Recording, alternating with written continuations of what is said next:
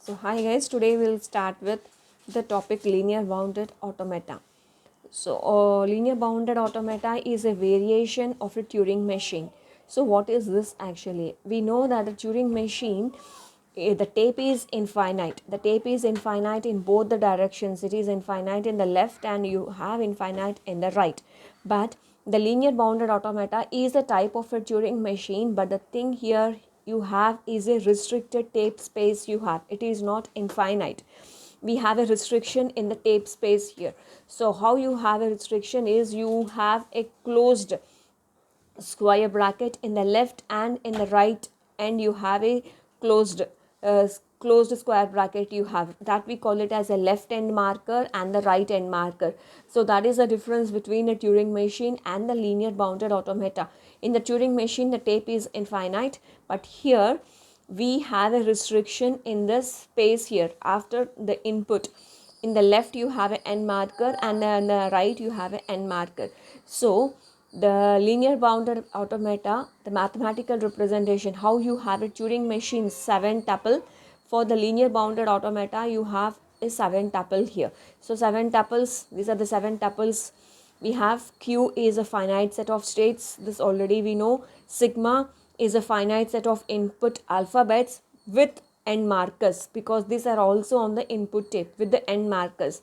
The next one you have is a gamma, finite set of allowable tapes except the end markers. The remaining whatever we have, that is gamma.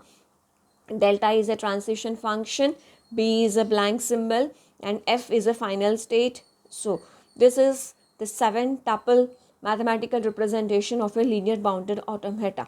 Now linear bounded automata, it accepts a context sensitive language, and it is powerful than the push down automata but less powerful than the Turing machine.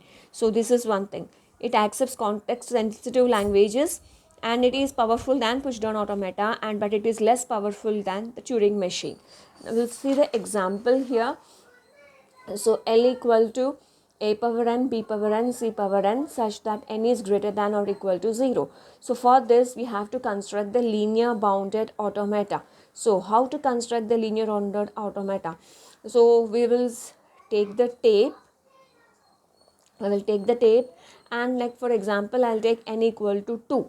So here already I said in the linear bounded automata you have is a left end marker you will be having, and this is n equal to 2, 2 A's, next 2 B's, 2 C's, and the closed end marker you have. So this is what you have in the input tape. I'll show you the graphical notation. You can write down the transition functions based on the graphical notation. Now initially my pointer is marking to the left hand marker. So initially my pointer is pointing to the left hand marker. So if I see open braces, that is open parenthesis, I'll just take as it is and I'll just move right here. Right, now I am moving right here. Now here the question is I should match the number of A's equal to the number of B's equal to the number of C's here. So this I should go for matching. The number of A's, B's, C should be equal.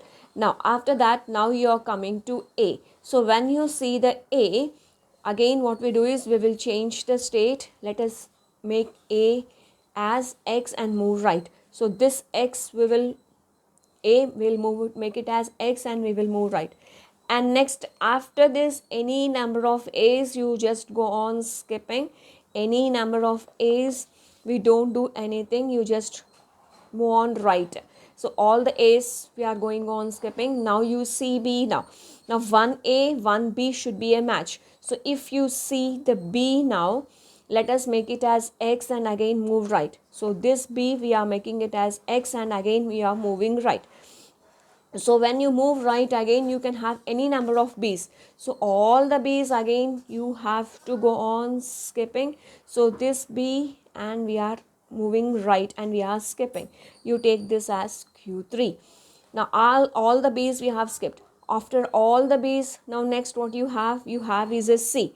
So if you have a C, once again this B and this C we have to match now. So this C, if you see, you make it as x, and again we have to come back now. So change, move left. So this c you make it as x, this c you make it as x and move left. So one iteration we have completed, 1a, 1b, 1c we have matched. Now this c you're making it as x, and again we have to move forward. Again this a we have to make it as x now. So for that reason, let us take one more state, q4. Now whatever the x you have, you just skip and move left. We can have x move left, and we can have a move left, we can have b move left, and we can have, so x, so if you have b you're moving left, what you have, b you're moving left. So when you move left you have x now. So when you have x, again move left. Now you have a, so when you have a, again move left. So again you have x, again you move left here. So in the, when you are just moving on left, finally you are getting to the open braces now. So when you are just going on moving left, you are getting open braces. That means one iteration you have completed now. So one iteration you have completed.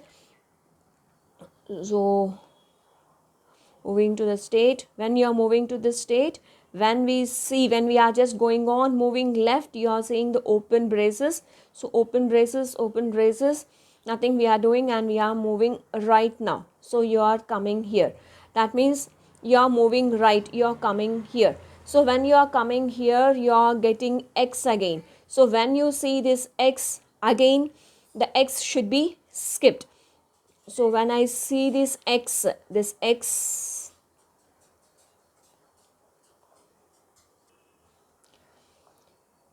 so here this x should be skipped. So any number of x, you just go on skipping and move right. So this x we have skipped and we have moved right. So when you move right, again what do you have? This a we have to make it as x, and again move right. So when you move right, you again you have when you are any number of a's, again you will be skipping. So now if you see here, this a we have made as x. So on the next you are getting x again. So again you are getting x in the q2 state. So all the x should be once again skipped. So when you skip this x, now you are coming to b. Now this b, again what you are doing, you are changing into x now. This b you are changing into x, and again we are moving right. Now you are coming to the q3 state. So when you come to the q3 state, again you are seeing x. Again that x also should be skipped, and again you have to move right. So when you move right, you are getting c now. So that c is changed to x. That c is changed to x, and you are moving left again. So this c is changed to x, and you are moving left. Now all the x's you are skipping, all the x's you are skipping, and finally again you are getting here the closed and the open parenthesis you are getting here. So when you are just going on skipping all the x's you are skipping, and again you are coming to this open braces now.